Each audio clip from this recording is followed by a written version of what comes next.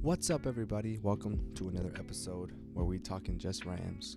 This is gonna be strictly a Rams channel, so if you love the Rams as much as I love them, then this is definitely the spot for you. You're gonna be getting a lot of info, and I just did a bunch of research on a bunch of numbers and different types of scenarios. Not necessarily scenarios, but other scenarios that we've been in as far as the Rams team. And I know everyone's panicking and tripping out that, we're trying to trade Jalen Ramsey, we're trying to trade Allen Robinson, we cut Bobby Wagner, we're trying to get rid of Leonard Floyd, and it's only because we got to get under the cap. But with that being said, if we were to trade Jalen Ramsey, we'd be taking a $19 million cap hit. If we traded or cut Leonard Floyd, we'd be taking another $19 million cap hit, and we cut Bobby Wagner, so that was a 17.5 dead cap hit. And I think for Allen Robinson, it's 11.2 million. And then for Jalen Ramsey, it's 9.6. That's a total amount of 57.3. That's a lot of dead cap, And there's different ways the dead cap works, I know for sure, obviously it's for that season, but I think for the season after that, it surely decreases with a little bit left to, pay, because dead cap money is basically you have to pay the players that money, and you have a certain amount of time to pay it. Like for Todd Gurley, for example, we cut him. His dead cap was $20 million, and we paid him $10 million for 2 years. So that was just kind of like the deal, I guess, that they were able to come up with Todd Gurley. And I'm sure the Rams will figure out a way to pay these players the money that they're owed while we have a $57 million dead cap.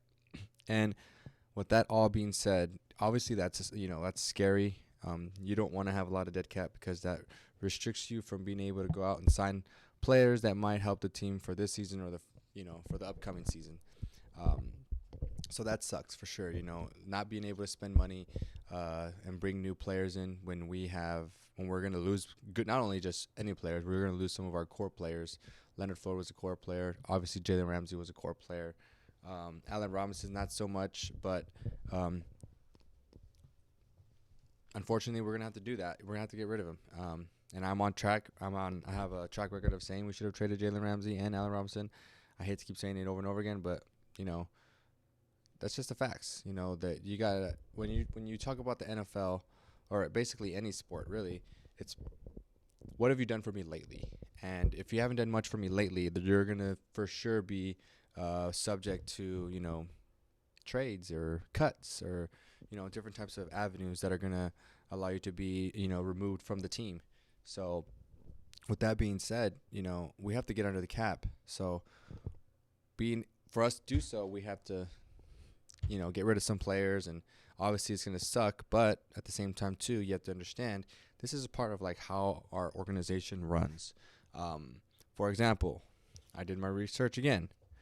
I think it was 2019, the Rams traded away Brandon Cooks. He had a $21.8 million. That broke the record for the highest dead cap.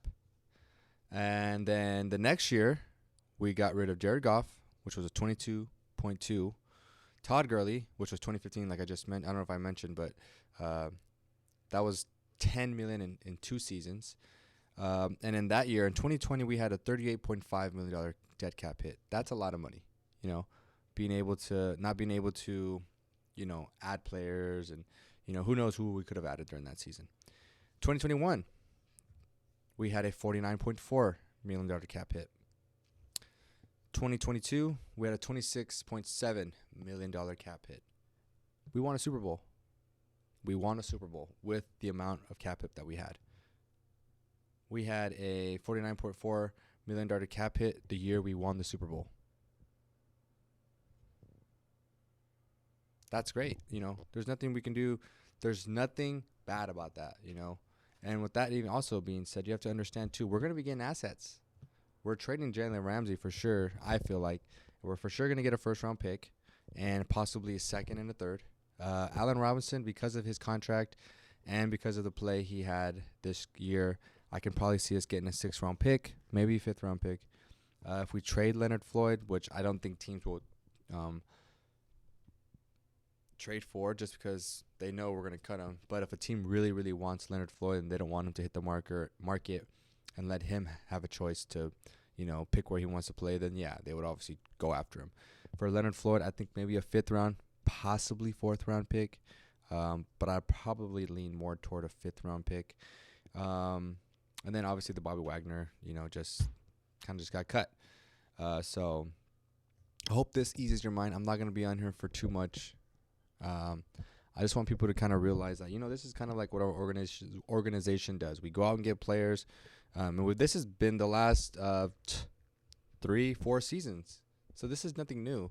And a lot of people aren't really understanding that this is kind of every team has a method that they use to help their team, expand and grow and become a better team and overall wise. And I know I just mentioned all these late round picks, but let's just be honest, all the dogs and all the real gems are in the later rounds anyway. It's hard to select, that's why I feel like for us, we've always traded our first round picks because we've never, to be honest, we've only hit one time with AD, and we got a legend out of it. We drafted Todd Gurley. Obviously, he came in with knee issues. We drafted Jared Goff. Obviously, didn't work out. Took us to a Super Bowl, but just didn't work out. Obviously, Greg Robinson. We all know about Greg Robinson. We also drafted a long time ago another offensive tackle, and we hadn't hit on that either. So as far as second-round picks, we do a pretty good job of getting our second-round picks. You got Van Jefferson. I believe Cam Akers was a second-round pick or a third-round pick. John Johnson, everyone loves John Johnson. He was a 4th-round pick. Nick Scott was a later-round pick. Robert Rochelle, who I hope this year will have a really good year. De'Aaron Kendricks. I mean, a lot of these players, Kobe Durant, a lot of these players, a lot of people are giving them flack for the play that they had this year, but we have to remember that they're rookies. We're only going to draft more rookies. We're going to get better. We're going to add depth, and we're going to be okay. We're going to be fine. I am not worried at all about our team and the moves that we're making or trying to make. I think it's definitely going to help the team for sure in the future. We're still in good shape. We got Aaron Donald. We got Cooper Kupp. We still have a quarterback. We got Cam Akers. We were all hurt last year, so it's kind of hard to say that, oh, this team's it's a rebuild. I don't necessarily think that it's gonna be a rebuild. The only team that fears me in our division is really the Niners. There's not really the Seahawks don't really fear me.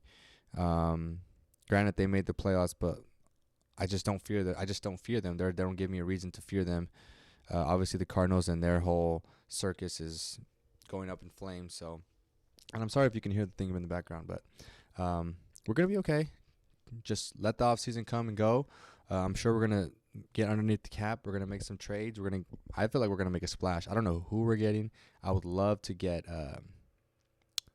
bring back OBJ if we can create some space. I would love to try to trade for DeAndre Hopkins, for Allen Robinson, and some picks. There's so many options out there that are to our disposal. So it's up to Les Snead and McVay to kind of make those decisions. But sorry about that. But we're gonna be fine. We're going to be fine, guys, and don't worry about it. We're going to do a lot of things that are in the offseason that are going to help this team get better and better, and I hope you're looking forward to it because I'm really, really excited for this upcoming season. I know we're gonna make noise, like I've been saying a while back. We're going to be like the Golden State Warriors of the NFL. We were all hurt and injured this past year, the same as the Warriors, and no one's going to want to face us next year if we can make some good trades, get some good picks, and really fill out that depth chart with a lot of depth and solid players for sure. There's definitely some players who I hope once we figure out our cap situation, if we have enough cap to spend money on, there's a few people that I definitely want to talk about on the next episode or possibly the upcoming episode. But I just want to reiterate to you guys that 2020 we had 38.5 dead cap. 2021 we had 49.4. That was the year we won the Super Bowl, and last year we had a 26.7. Oh, I'm sorry, 22. We had a 26.7, and that's the year we won the Super Bowl. Sorry, not 2021. But we're gonna keep grinding, and the season's that's what you're supposed to do in the NFL. You're supposed to spend money. If you want good players, you spend money to get players. You spend money to get money.